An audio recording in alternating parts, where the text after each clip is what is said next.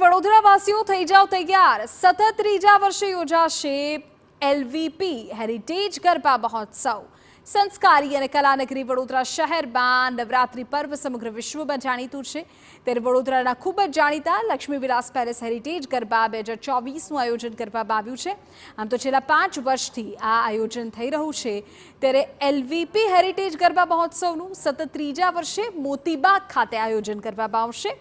Heritage garba મહોત્સવને લઈને મહત્વનો નિર્ણય લેવાયો છે। મહારાણી રાધિકા રાજે ગાયકવાડ આ વર્ષે ગરબામાંથી થતી આવકને પૂરગ્રસ્ત વડોદરાવાસીઓને સહાય માટે આપવાની જાહેરાત તેમણે કરી છે।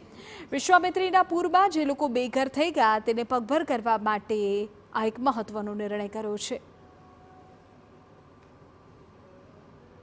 અમારી જે પણ આવક હોય છે એ સંસ્થાના બધા કોઝિસ માટે જ જાય છે। તો અમારે નારી હોય, લેડીઝ હોય છે, માર્જિનલાઇઝ કમ્યુનિટી હોય છે, ડિસેબિલિટી હોય છે, મેડિકલ કેર હોય છે,